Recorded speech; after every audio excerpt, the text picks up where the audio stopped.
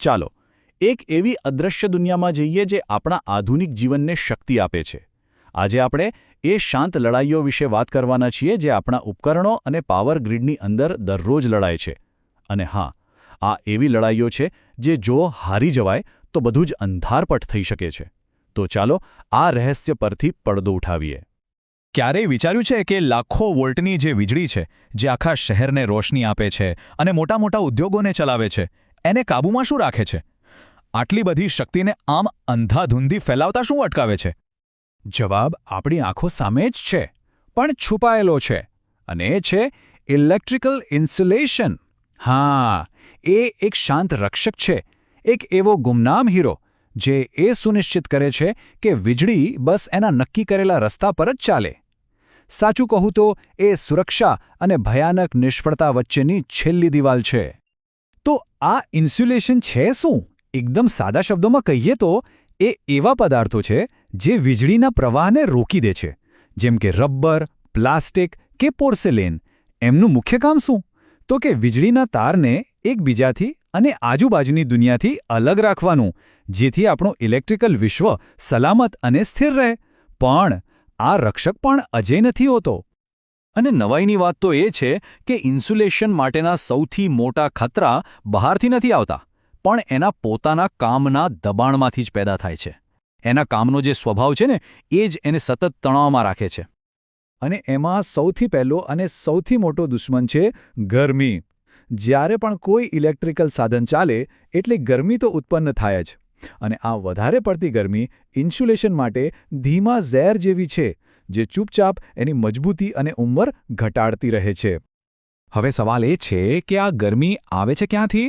તો જુઓ, જ્યારે સાધનો પર એની કેપેસિટી કરતાં વધુ ભાર નાખવામાં આવે અથવા તો આજુબાજુનું વાતાવરણ જ ગરમ હોય, અને પરિણામ ઇન્સ્યુલેશન સુકાઈ જાય છે, બરડ બની જાય છે અને એમાં નાની નાની તિરાડો પડવા લાગે છે. એની લવચિકતા જતી રહે છે અને સૌથી અગત્યનું, વીજળીને રોકવાની એની જે મૂળભૂત તાકાત છે એ પણ ખતમ થઈ જાય છે. આ નિયમ ખરેખર વિચારવા જેવો છે. ફક્ત 10 ડિગ્રી સેલ્સિયસનો વધારો અને ઇન્સ્યુલેશનની જિંદગી સીધી અડધી. જરા વિચારો કે લાંબા સમય સુધી ગરમ ચાલતા મશીન પર આની શું અસર થતી હશે. એ તો જાણે એક ટાઈમ બોમ્બ જેવો છે, જે ધીમે ધીમે ટીક ટીક કરી રહ્યો છે. ચાલો હવે મળીએ બીજા આંતરિક દુશ્મનને. એ છે ઇલેક્ટ્રિકલ સ્ટ્રેસ. આને તમે સાધનો માટેનું હાઈ બ્લડ પ્રેશર સમજી શકો છો. એ હંમેશા હાજર તો હોય જ છે, પણ જ્યારે અચાનક વધી જાય ત્યારે ગંભીર નુકસાન કરી શકે છે. આ સ્ટ્રેસ ક્યાંથી આવે? વીજળી પડવાથી અથવા તો પાવર ગ્રીડમાં મોટા સ્વિચ ચાલુ બંધ કરવાથી જે અચાનક વોલ્ટેજનો ઉછાળો આવે છે ને, એનાથી. આ ઉછાળા ઇન્સ્યુલેશનની અંદરની નાની હવાવાળી જગ્યાઓમાં નાના નાના સ્પાર્ક પેદા કરી શકે છે, જે ધીમે ધીમે મટીરિયલને અંદરથી જ ખાઈ જાય છે, જ્યાં સુધી તે પૂરેપૂરું ફેલ ન થઈ જાય. તો ઇન્સ્યુલેશન અંદરથી તો હુમલા હેઠળ છે જ, પણ લડાઈ અહીં પૂરી નથી થતી. એને બહારના વાતાવરણના સતત આક્રમણનો પણ સામનો કરવો પડે છે. ભેજ, ઔદ્યોગિક પ્રદૂષણ, રાસાયણિક વરાળ, આ બધું જ ઇન્સ્યુલેશનની સપાટી પર જમા થઈ શકે છે. અને એનાથી શું થાય? એની જે રક્ષણાત્મક ઢાલ છે એ નબળી પડે છે અને નિષ્ફળતા માટેનો રસ્તો ખુલ્લો થઈ જાય છે. ભેજ તો ખાસ કરીને ખતરનાક છે. કેમ? કારણ કે તે ઇન્સ્યુલેશનની સપાટી પર વીજળીને વહેવા માટે એક ન દેખાય એવો રસ્તો બનાવી શકે છે. બીજી બાજુ એસિડ કે તેલ જેવા રસાયણો તો સીધો જ મટીરિયલ પર હુમલો કરે છે, એને ખાઈ જાય છે અને એની ભૌતિક રચનાને જ કમજોર કરી નાખે છે.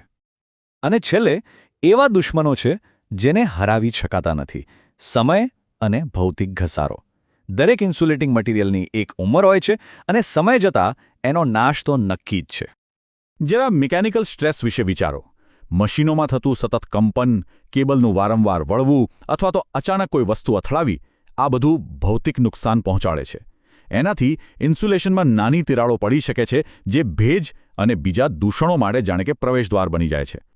જુઓ, શરૂઆતમાં જ્યારે ઇન્સ્યુલેશન નવું હોય છે ત્યારે તે એની ટોચની મજબૂતાઈ પર હોય છે, પણ સમય જતાં ગરમી, વોલ્ટેજ અને કંપનનો સતત તણાવ એને કુદરતી રીતે વૃદ્ધ બનાવે છે. સૂર્યપ્રકાશમાંથી આવતા યુવી કિરણો જેવી બાબતો પણ એના રાસાયણિક બંધોને તોડીને આ પ્રક્રિયાને વધુ ઝડપી બનાવે છે. અને અંતે તે એટલું નબળું પડી જાય છે કે તે પોતાનું કામ કરી શકતું નથી અને નિષ્ફળતા લગભગ નક્કી જ થઈ જાય છે. તો અત્યાર સુધીમાં આપણે આ બધા હુમલાખોરોને ઓળખી લીધા છે. ગરમી, વોલ્ટેજ, ભેજ, સમય અને આ જ જ્ઞાન આપણું સૌથી મોટું હથિયાર છે. આ બધા પરિબળોને સમજવું એ જ એક મજબૂત સંરક્ષણ વ્યૂહરચના બનાવવાની ચાવી છે. અને અહીં આઠેય મુખ્ય દુશ્મનો એક જ જગ્યાએ છે: તાપમાન અને વોલ્ટેજથી લઈને ભેજ અને વૃદ્ધત્વ સુધી.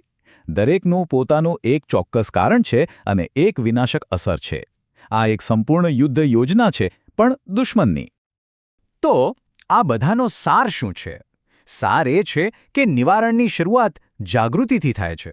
જ્યારે ઇજનેરો નવા સાધનો ડિઝાઇન કરે છે કે પછી જાળવણી ટીમો નિરીક્ષણ કરે છે, ત્યારે આ જોખમો વિશેની જાણકારી જ તેમને આપણી ઇલેક્ટ્રિકલ સિસ્ટમ્સને લાંબા સમય સુધી વિશ્વસનીય રીતે ચાલતી રાખવામાં મદદ કરે છે.